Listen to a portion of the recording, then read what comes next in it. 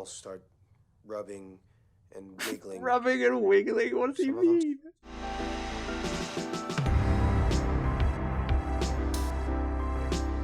Hi, my name is Hugo Jackson, otherwise known as Archantael Clow, or Arc for short. I am a furry, fursuiter, furry author, and a VTuber streamer as well. And I'm here to rate some furry videos. This is specifically how furries are depicted in media, as opposed to, like, furry characters, furry fictional characters. This is how does TV see furries, and is it accurate? Let's take a look. Okay, so this is iZombie. I've seen this one before.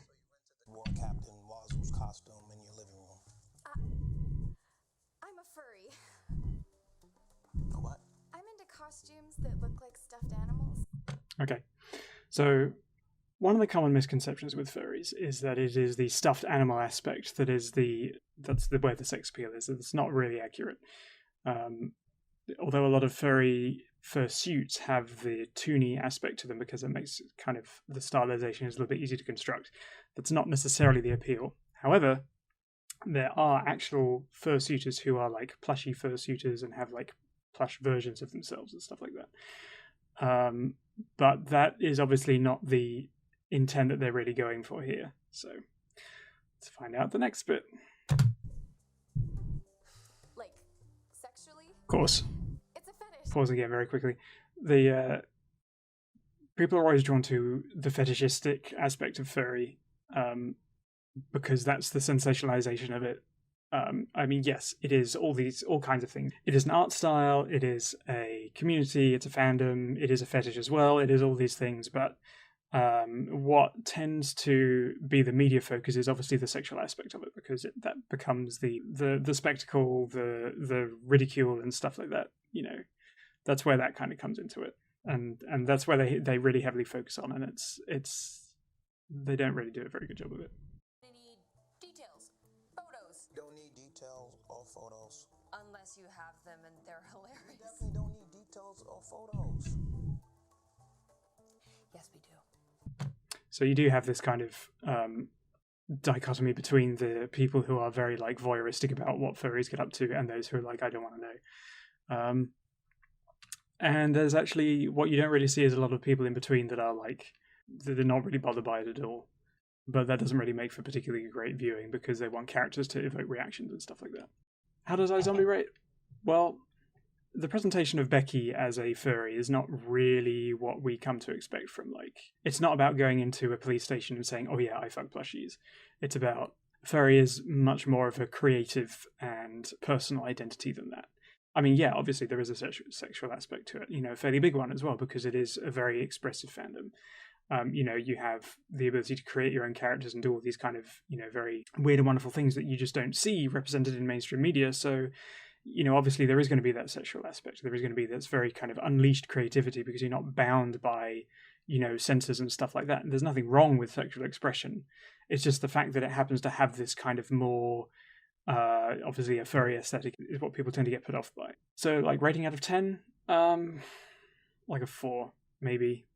There are some aspects that are technically correct, but not portrayed well. So this is Lucifer.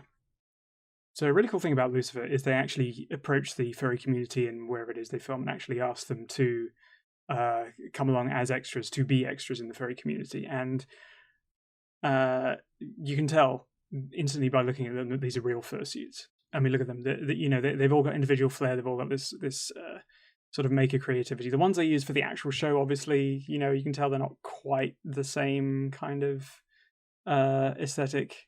They look a little bit like the ones that you get off that sort of the bootleg site. And there are sites that you can buy bootleg fursuits off.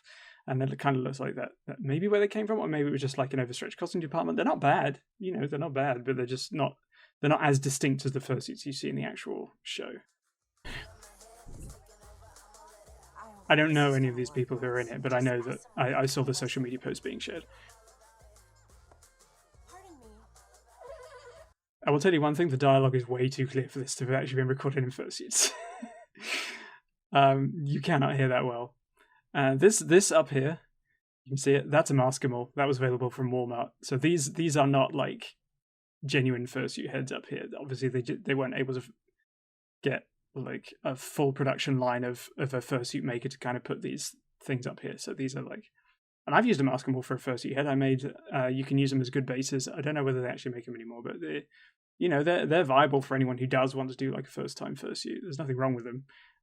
They're just not fursuit heads that a maker would necessarily put up on the top of their booth. You would absolutely not do that as well. That's like how to instigate a fight in a fursuit, is to spray something on them. I mean, water is not so bad because water can be cleaned off. But no, you don't do that. Name Wesley. Oh no, I ain't getting anywhere near that. Hey, what are you doing? Punching someone in a fursuit does hurt. Especially if you have a hard face. If you have a hard resin fursuit head, it will smack you in the nose and you will hurt. It hurts as well just to be hitting a foam one, because the padding it's upholstery foam. It's designed to be squishy, so you can hurt yourself quite badly. Yep, that's the face of someone who's been stuck in a fursuit for way too long. It does not do wonders for your hair or your face or anything like that. You sweat really badly. So yeah, taking off a fursuit head is never pretty. I admire those who can still look composed when they take off their fursuit head. Wesley Wolf is my OC. Original character. And Beth completely copied it. That is a major transgression in our community. True. Yep. Yeah, that's accurate. People do steal personas. It can happen for a variety of reasons. So usually it's a repost account or something like that that's trying to gain, they don't have a persona yet, they haven't designed one, they haven't commissioned a ref suit or anything like that, and they'll just take it. Some people, there have been cases of prominent artists kind of spitefully designing a character that's based on someone else, or, say sometimes someone tries to force a refund or something like that, then that can go badly too. And you can have this kind of fight over ownership of a character. And there have been cases of people kind of making fursuits specifically to mimic a popular character or someone that they've had an argument with. So yeah, that does actually happen. There have been murderers who are furries, but they haven't not over stuff like this yet. I think that Beth was addicted to conflict. Why do you say that? That's an accusation that comes up a lot in furry communities, usually in regards to like social media and social justice and stuff like that. When you make sort of call outs of like, this person's a racist, this person's a transphobe and stuff like that, there are a lot of people who will accuse you, if you kind of speak up on stuff like that you're just going around hunting for drama. And there are people who are kind of, unnecessarily combative over certain things that don't necessarily need to be a big deal. But this is obviously something that's very, very specific to the story.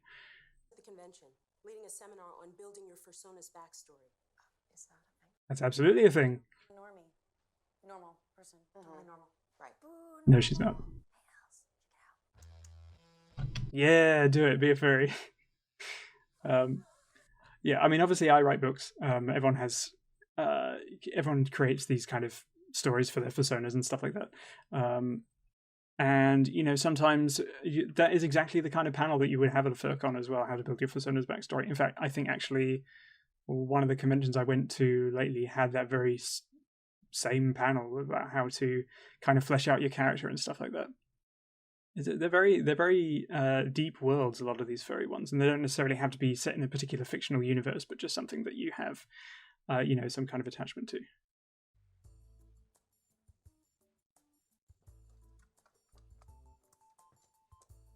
Weren't you into that? I was into cosplay, actually. Denial. Keep track of all your hobbies. Yeah, I had all those hobbies to distract myself from the voice in my head, a.k.a. you. As an aside, fursuit should be kept on hangers and allowed to air properly, so that was pretty good. A little weird that it was like right in the center, but I guess if you would, if it was like private place. Is this closet? This closet appears to be right off the kitchen, which is a little odd. But I guess if that was a place where potentially the character made all the fursuits, big open space, nice table, you'd probably want a craft table over for it. Then I guess it could be there. What is that? Like a mascot? No, it's a furry suit. Fursuit, not furry suit. I mean, kind of, but fursuit is the technical term. That's what you're going to be seeing more often than not. I know furries get a bad rap, but they're almost never sexual. I really appreciate what Lucifer was trying to do here, and to actually like making furries more approachable. It can almost go too far the other way. Is that there is probably about an even amount of sexual to non-sexual content. Furries really aren't that much more sexual in terms of their like in-person activity than any other community, and in fact sometimes they're probably less sexual than a lot of other subsects of the community.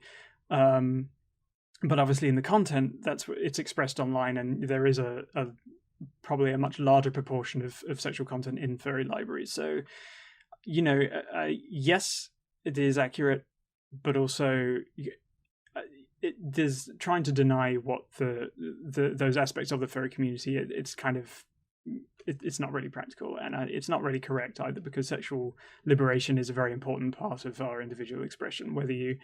That's all the way from I don't want to express myself sexually, like asexuality, to like something obviously where it's people are sex workers to make a living from it. There's all kinds of people like that on the spectrum, and that goes for regular population and also furry population. Most of the time, totally wholesome. But yes, yeah. That's what you were thinking. I'm thinking that's a big stain.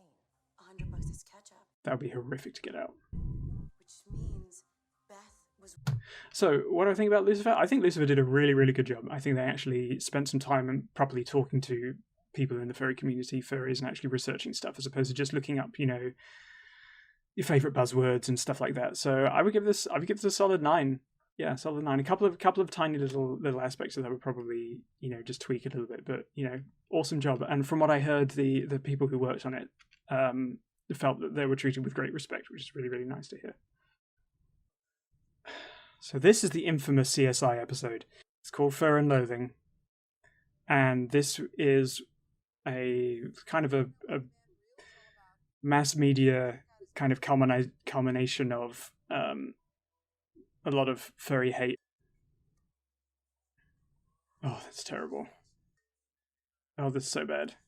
I mean, the script writing is bad for a number of different reasons, okay? Because furries do have problems with appropriating stuff like Native American culture, but we obviously do not call ourselves a tribe. I mean, he's a pretty crappy psychologist by the sounds of it. It sounds like a lot of the script writers just kind of threw together the very basic terms of whatever it was, whether it was furry or psychology, and just kind of threw them together. I studied psychology for 2 years. Didn't get I did it for my A-level. I didn't do for like a degree, but there's a lot here that is just not what you do with like psychological analysis of stuff like this. These costumes are obviously very, very much not furry costumes. These are just like mascot suits that they hired from somewhere in, somewhere in California, I guess. And when they performed their war dances, they thought it made them brave. I'm not getting the brave thing. Think of stuffed animals as a Jungian archetype. The stereotyping here is absolutely horrendous. Yeah, you do get people who play up to their animal stereotypes for sure. Not in such a way, in any way, at all, at a convention like this. Regarding the bravery aspect, there are many reasons why costumes are very liberating for people in a psychological sense and a personal sense. It's a representation of you as a character, as an avatar of your innermost self, I guess. So, yes, there is that kind of you do get a confidence boost with being able to personify that outwardly. But that's, the same with like cosplay or like, say, wearing your favorite sports team's jacket or something like that. There are lots of different things that people would do to have a kind of talisman of sorts for strength and personal, representation. What he's doing is trying to make it into some kind of like pseudo-Jungian, who knows what kind of garbage, basically. I have a feeling this is going to be a fairly long one and a fairly painful one. Okay, well, what does that say? There are a lot of professionals in the furry community. There are a lot of legal professionals as well. There's a whole team of them. So you do get like jokey lectures on things like this, but they would be presented as a comedy panel, not as like this is the legality of owning claws and stuff like that. The vendor hall is already open. I don't know why they have a specific timetable for it there. Raffles are an important thing. They're very big in furry communities, especially for raising money for charity. Sometimes they're raffles. Usually they're auctions for furry media, fursuits, art, stuff like that. But every year, furries raise hundreds of thousands of dollars for charity through auctions and things like that. And they can be for animal rights charities, LGBT rights charities, human rights charities. There are a lot of them. People do fundraising streams pretty much all year for various fundraising causes and GoFundMes and relief efforts and stuff like that. So they're very, very, very, very charitable group. Often indulges in fantasies of being a tiger. So I guess this is trying to present furries as some kind of cult, or for dear life. obviously the very shows like this are made for a very kind of male gaze. So obviously they made anything that is undesirable, they put undesirable forms of masculinity at the forefront of it. So like old people, lonely people, fat people, you know. Shows like CSI are very discriminatory like that. When they're trying to play into this kind of cult aspect, what they're doing is kind of misrepresenting the Therian aspect of it, where there's people who do have a more spiritual connection with the personas and the animals that they represent. Therianism is an identity that happens a fair bit in the furry community, but what that gets misconstrued as is people actually running around being the creatures in a very kind of childish manner, where it is more actually like you, in the same way that we were talking before about costume representation, is having things like talismans and going into spaces where you feel most connected to your spiritual self. There's usually places of nature and stuff like that. It's a bit more kind of druidic, I guess, for want of a better term. This is not really the kind of lecture that you would ever see at a furry convention. The deep philosophical lectures, if there are stuff like this, will usually just be happening at like at the bar tables or something like that. And although I don't doubt there probably are some very, very, very well educated furry philosophers, the speakers that they have at furry conventions like this are much more charismatic. Look again. Nice duck. Okay, so I also don't like the representation of neurodiversity in programs like this. So there are a lot of autistic people in the furry community. There are even a fair number of non-verbal autistic people in the community.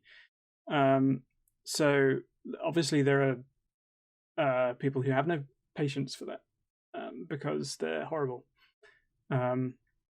She is obviously being represented as the voice of the audience, by which we are supposed to be irritated and, you know, intolerant of people that we see as like useless or uncooperative, and that's unfortunately how a lot of autistic folks are represented, in that the way they communicate is different, and that it is not, you know, they're considered a burden and a hindrance, and that's another kind of one of many problematic aspects of how the CSI show works in this kind of misrepresentative way of neurodiversity and people diversity. You should not, by the way, ever try to lay your hands on an emotional support plushie. These are very important things, and you should not do that without asking. It is probably as much a violation of personal space as it is to actually touch someone without their consent. I don't know what exactly he's looking at there. Hang on, let's go back. Oh, I see. Okay, they're kind of like commemorative photos, I guess. I thought someone was trying to sell them as prints, and that wouldn't fly. There's no art here. There's plushies. There's obviously that they don't actually have an idea of what the community does, because apparently all they think it is dressing up in costumes and hanging out with plushies and taking photos, and I guess there is a certain amount of that, but it's like, a lot of people go to meet friends, to buy art, to buy stuff. There's a lot of furry vendors. You can buy all kinds of furry paraphernalia, from clothing to sculptures, and people come to meet guests and share art and music. There's massive music shows and dance competitions and things like that. But obviously the people who have never been immersed in that culture are never going to see it. They're always going to think like, I guess plushies and Halloween costumes, that's it, because that's all I can ever find, because they don't bother looking anywhere else. Did you just buy a picture of someone else?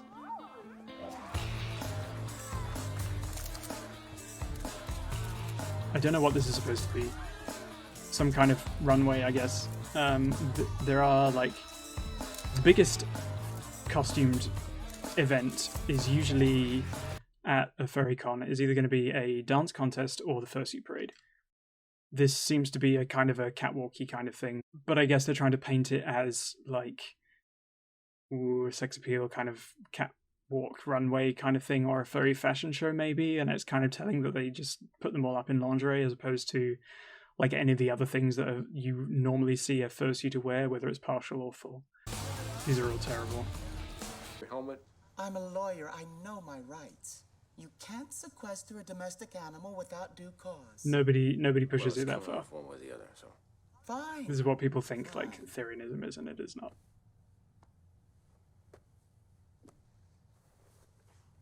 And again, we have the unflattering stereotype, as they consider it, of look at this sad balding man pretending to be a sexy lady, which is kind of bordering on this kind of, you know, transphobic kind of trope of actually people who want to be men who want to be women are, you know, unattractive kind of thing. You can have any kind of gender persona, no matter what gender you are. It doesn't matter. Nobody should really have any comments about that. But shows like this have that, really force those stereotypes of, you know, man in a dress kind of trope. And there are an awful lot of furries who are masculine, feminine, cis, trans, transfemme, transmasc, non-binary. Obviously, I'm non-binary. So this kind of like hammering of the sad, lonely nerd stereotype who only finds themselves sexually desirable in like ill-fitting lingerie and stuff like that is a real kind of... It plays to all the stereotypes of what they think nerds are and what they think creative expression is. It's very, very uncomfortable and is a trope that should have died a long time ago. Tummy rubs. But for animals, scritching is perfectly... Most furries do not want to perform sex acts as animals, and they do not sexually... Like, any self-respecting furry should not be zoophiling themselves in this way. Scritching is a word, scritching is a term. So they probably found it and capitalized on it. It's like, oh, it's like you scratch each other and you rub each other. It's like, sure, whatever. Yeah, it's just a term for doing it in fursuit. You know, anything can be misrepresented when you present it in a derogatory voice. And that's exactly what they're doing. Well, killing is perfectly normal for them too. It doesn't make it legal for you.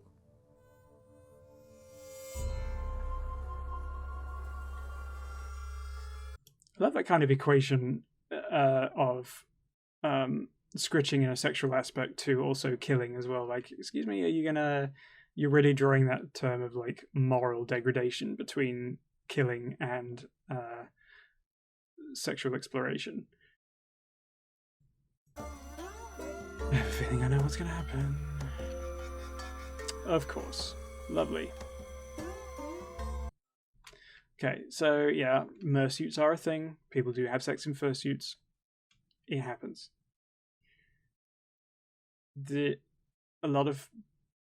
Usually they have special holes for which to perform through. Well, what should be happening, it doesn't always happen, is that people should be washing their suits and taking care of them because they want them to look well presented. And a lot of the people who have big platforms based on their mersuit performances, and when I say performances, you know what I mean, the mersuit activities and you know, social media accounts and stuff like that, will keep them cleaned and groomed and stuff like that, so that you wouldn't have this kind of thing forensically. Obviously, you know, not everyone launders themselves particularly well, but this is just massive. Like, how gross can we make something we don't like kind of prejudice? You think it's natural for a grown human to only be intimate with a talking animal? Well, Freud said... It's just so derogatory. It really is just so unnecessary. Like, ooh, you like this thing? Like, what is normal sex? You know, why don't you just do things normally? Why don't you behave? Why don't you do this like I told you to, kind of thing?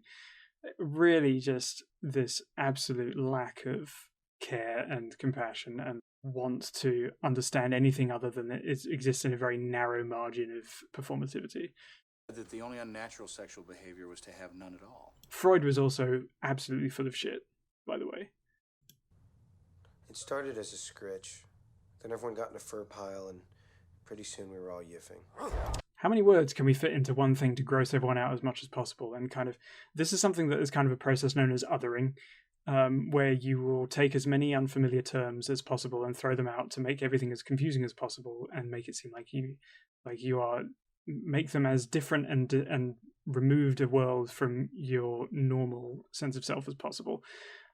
Scritching and fur pile and yiffing, these are all terms that are meant to like bombard a viewer with the idea of this is alien and weird and disgusting, and they are all terms that exist in the furry verse, the furry metaverse, whatever you want to call it. But that's not how it works. That's not how it happens. In a fur pile, when all the animals start rubbing and wiggling. Rubbing and wiggling, what do you mean? Some of them start to do things. And this is also another misconception. It's like furry orgies aren't like, obviously parties happen, at the conventions, people have sex at anime conventions, people have sex at doctor conventions, people have sex at probably like civil engineering conventions and stuff like that. It's like, it's not really that much different from other places where you get a lot of human beings gathering who have come from very distant places, and they just do it. That's just how it is. And people have this expectation that furries are like, as soon as they enter the con floor in the hotel room, that they're just like strip off their clothes or don't and just like fuck everywhere. And it is not how that happens. It's 100% not how it happens. I mean, yes, people have sex. People have consenting sex. They do it in hotel rooms, away from con lobbies, away from public spaces, because that's where you do it. And then furries have this very like, there is very much a sense of audience consent, or at least there very or should be. You do get stories, just like with anywhere else, of random sex acts happening in places that they shouldn't, because people have exhibitionism kinks or something like that, or just want this rush of like, naughty behavior. But it is vastly misrepresented in things like this. And unfortunately, that's a trope we get to in a lot of these clips. Is that it's people focus so much on the like sex in public or whatever, and it doesn't. Oh, I'm getting sick of this. This looks like it's just happening in the back rooms of a hotel. What is this? E-I-E-I-O. This is a private party. The thing they actually have accurate there is that the muffled voice inside the fursuit head. Oh. For people who apparently like to have a lot of sex, they're doing it really badly here. This one here, they're going to be suffocating really badly. Do people realize that sex normally happens, like you have to be naked for sex to happen, and that is typically what happens at like furry parties, is that people have sex normally with like a head, maybe. Definitely not ones that look this crap. In their mind, furry cannot exist without it being a depraved sexual activity. That's it. That's what they want to equate it to. So they're doing everything they can to kind of confuse the terms and make it look like it is as seedy and disgusting as they believe it is. Oh, I've had enough. Okay, I'm just gonna say, like, he had a muffled voice in his first year. I'm going to give it a 1, but I would really like to give it less than that because of the damage it did to the perception of the furry community after that. This was like so many of these things just should not have been written in the first place. Okay, this is Orange is the New Black. And everything is a thing. Like them people who like to fuck in animal costumes. Furries. Or those guys who are really into My Little Pony. Bronies. Look at you, Google. What are you, some kind of fetish fangirl? Okay, yeah. So obviously they knew the term for furries and bronies. Cool. Again, it's that kind of misconception of like, oh, that's all they do, that's all they are. And no, there's a whole community of streamers, musicians, writers, artists. Some of them very well respected animation artists. Sometimes it is just a matter of expressing a character or characters or storytelling. There's a whole subculture of it that is more than just sex, but obviously this is like a public perception of it, so maybe a 6, I guess, because that is what a lot of people think of it, especially after CSI. Okay, this is 30 Rock. The deal. My name is Liz. I almost got 1200 on my SATs, and I need a date for this wedding, and I like your head shape. What do you say? I'd love to be your date, Liz. I like how forward you are. Now, may I tell you something? I'm a plushie. Is that a fraternity? Kind of. It means I belong to a group of like-minded people who dress up in mascot costumes. Oh, okay. And have orgies in hotel rooms and state parks. There it is. Well, obviously they use the name plushies to kind of deter away from the idea that they are furries, but obviously that is what they are meant to be, what they consider furries to be. I don't know any self-respecting furry who would like be approached by a woman like Tina Fey and just say that outright. Yeah, this is another one of those, like, how can I make a very attractive person seem functionally very undesirable? Our term for intercourse is yiffing. There you go. Excuse me, please. Is that Okay, fine. Let's get married. is that fucking a Xerophel? That's a Xerophel, isn't it? Wow, alright then. I don't know. It's no more or less ignorant than the other thing. So like a 5, it would have been a 4, but you get a bonus point for a Xerophel being there inexplicably. I wonder if Tina Fey had some kind of backlash from that, which is why that this line was included in Kimmy Schmidt a little bit later. This is a series I actually watched and I wanted to include it because I thought it was very funny. You know who Robin Hood is? Yeah. That Disney movie where Robin Hood's a fox. When you were little, did you think he was handsome? And then, like, your crotch gets a headache? Are you kidding? That voice and how he didn't wear pants? Yeah. Disney's Robin Hood was a furry awakening for a lot of people, so it it does kind of work out that way. It definitely one of the major influences on my kind of furriness. So I wonder, Kimmy Schmidt had a couple of different references like that, especially to do with the Lion King and stuff like that, and I don't know if those were specific to, I don't know what the aim was with those specifically, but that one was like, all right, yeah, that's accurate. I'll give that like an 8. Actually, just having someone to talk to gives me enormous comfort. I'm happy to do it, sir. Boom.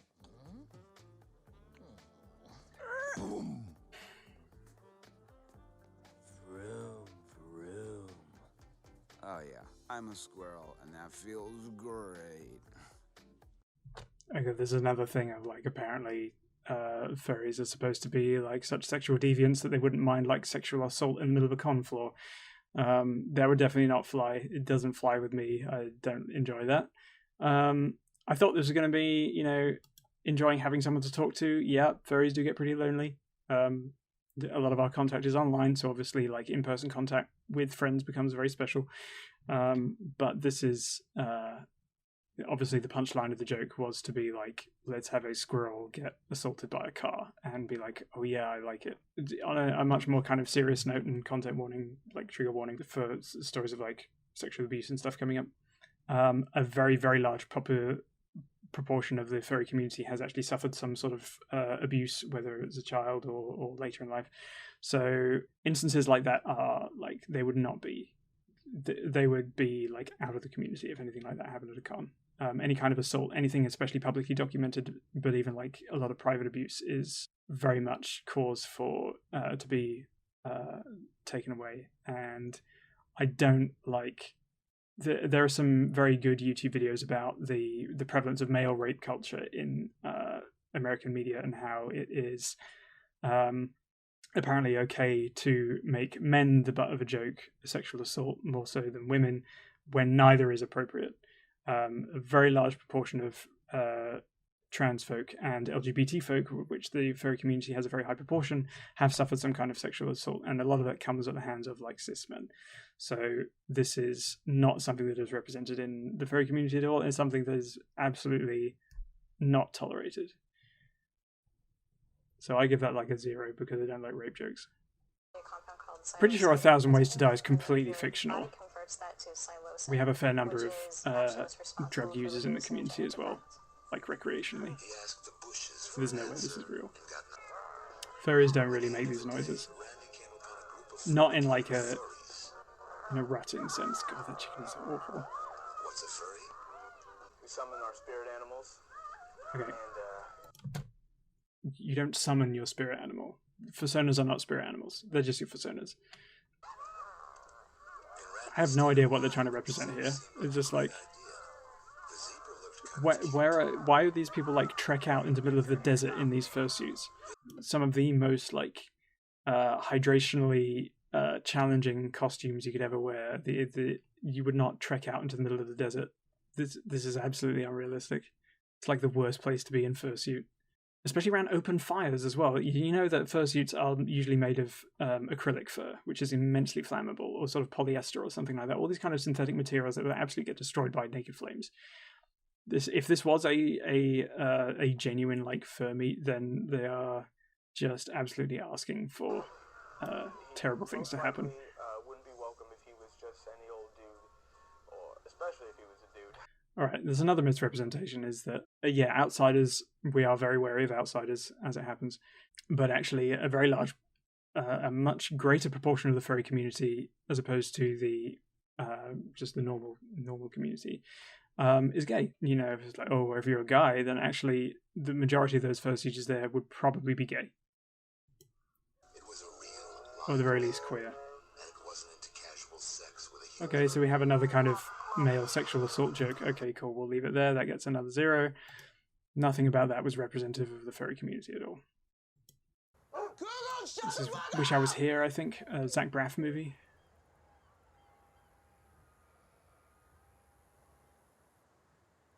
Why are you wearing Muppet pants? They're not Muppet pants.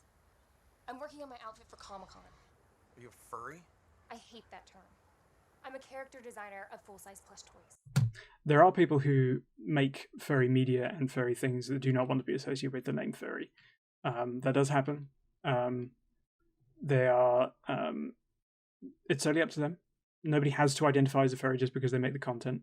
Likewise, anyone can be a furry even if they don't have the content or the fursuit or anything like that. It's a matter of personal preference. If you don't want to be considered a furry, you don't have to be. And especially if you're just making like costumes and mascot costumes and stuff like that, sometimes it's you for keeping up appearances, you do have to have a kind of a personal or professional separation from just because of the preconceptions that other people have about the furry community. So if you are a furry, you may want to consciously separate yourself from identifying as such because of what other people will think of you. That's something I went through for a while. The walk. Yep. When you have very big feet, that's exactly what it looks like when you walk. There are a lot of furry paws are very, very large. So you I give that like a 7. I guess it doesn't really have that much of the culture, but it has that kind of, you know, the conflict of furry identification and whether you do or don't. And the walk. Alright, this is Pottersville. This is a movie with Ron Perlman.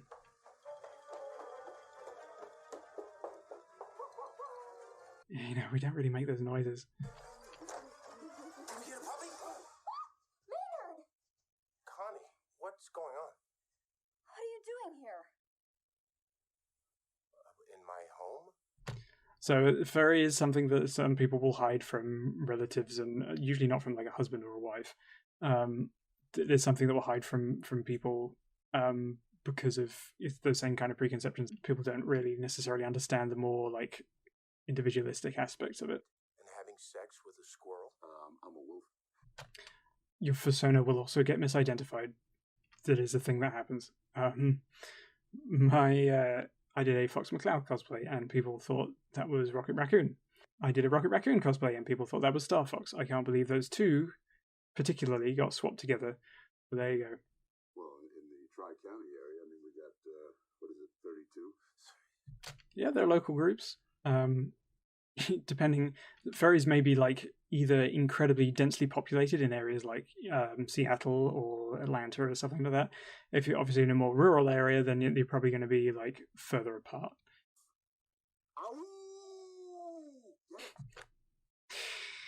All right, we got the awoo. That's good. Awoo is a term used a lot in furry. It's just a sign for a howl, but he actually said awoo, which is usually what we say instead of like trying to make wolf noises and howling and stuff. For dogs, anyway, canine furries. Well, it's gotta be a wolf. You know, I'm kind of a big deal in this town, and don't think it'd be good if people knew I was a furry. That also happens too. There are people who have kind of secret personas that obviously for various reasons don't want their furry side to come out into professional life. There was I think someone ran for Congress who was a furry, but there are other people, there are musicians, there are animators, and some internet personalities as well have personas that they kind of keep everything else low key. Not everyone is as accepting as partners or whatever being furries. I think anyone who doesn't want you to be your most authentic self is someone you should probably question whether they're worth being around or not.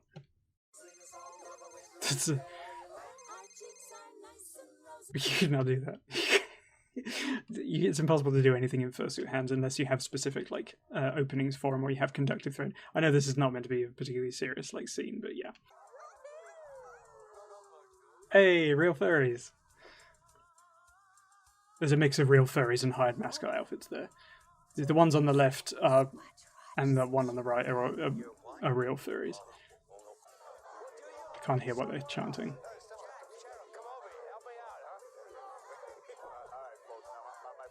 See, the reaction of the guy, where is he?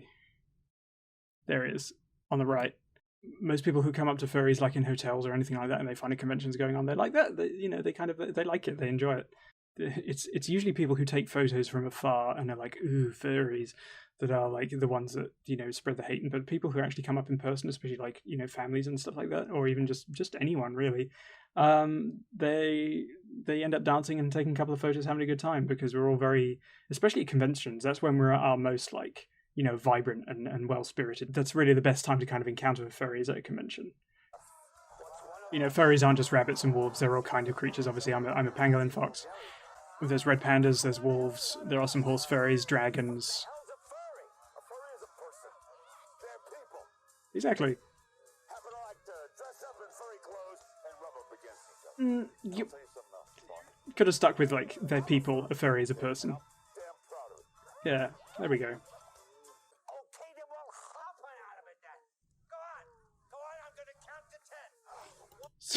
So just for if you pull a gun out on a bunch of furries, you're probably just about as likely to have a gun pulled out on you as well. A lot of furry folks believe in not only kind of Second Amendment right protections, but also minority protection as well. A lot of them are very skilled at gun use, so I would probably not recommend that. They don't bring them to conventions, but if obviously this is wilderness out in somewhere else, there would guarantee at least one other furry is going to be armed. We also don't tend to make, if a gun was pulled out and fired in the air, we wouldn't just be making, plaintive whining noises at, oh, our gathering's ruined, We don't whine, we don't howl, when there is something serious going on. Usually.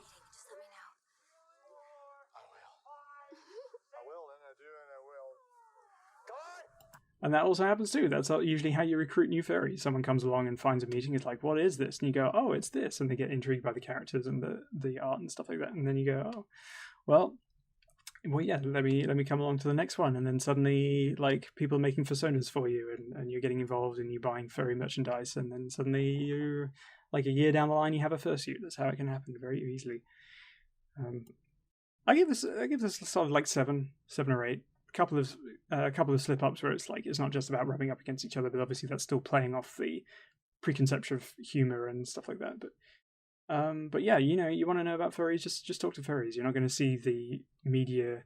You're not going to see a true representation of them in media by people who are not part of the community. It's the productions that actually reach out and want to know about furries that are going to make the biggest impact on how realistically they are treated. But yeah, thank you very much for your time. I hope that sheds a little bit more light on the world of furries and how we're seen in media that you may or may not have watched. Check us out. We're all over the internet, streaming, writing books. I have my books that are available that you can check out if you want to. And obviously I have a YouTube channel if you're here. Yeah.